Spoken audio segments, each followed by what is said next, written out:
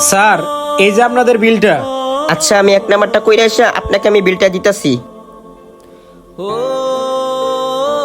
Sir, আপনারা দুইজন কি একসাথে? হ ভাই, আমরা দুইজন এক লগেই। আচ্ছা স্যার, আপনি তাহলে খান।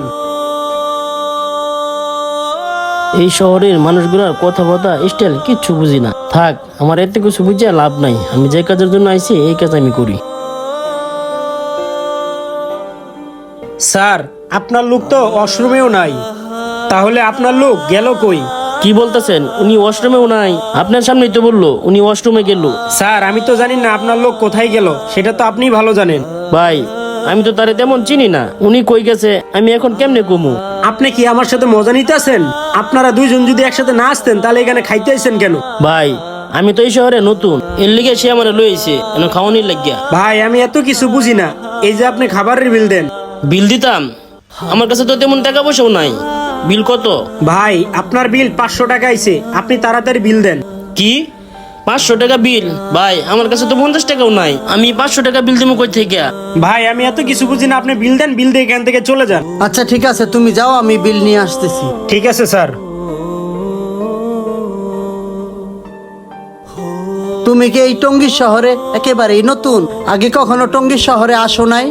ভাই, আমি টঙ্গী শহরে একেবারেই নতুন, আগে কোনোদিনই আসি নাই। তোমার সাথে যে লোকটা ছিল, এই লোকটা কি তোমার কোনো আত্মীয় স্বজন হয়? না, এই লোকটা আমার কোনো আত্মীয় স্বজন হয় না। আমি স্টেশন দিয়ে যাইতেছিলাম, তখন উনি আমারে ডাক দিল।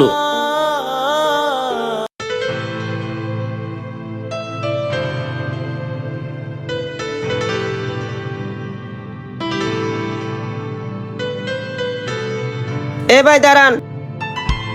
কি হয়েছে ভাই? তুমি কি এই শহরে নতুন? হ্যাঁ ভাই, আমি নতুন। আমি মাত্র গ্রাম থেকে আসলাম। এই এলাকায় তোমার কোনো আত্মীয় স্বজনের বাড়ি আছে? না না না ভাই, আমার এই শহরে আত্মীয় স্বজন কেউ নাই। আমি শহরে কাজের জন্য আসছি। কাজের জন্য আসছো?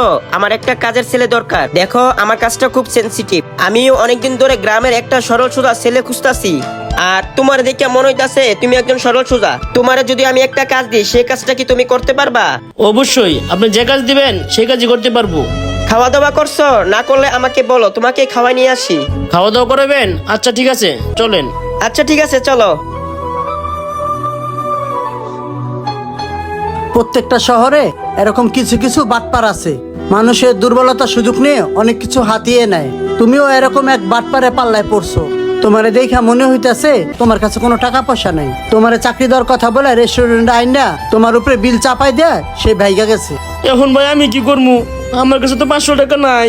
তোমারে দেখে আমার খুব ভাল লাগছে, তুমি অনেক সরল সোজা।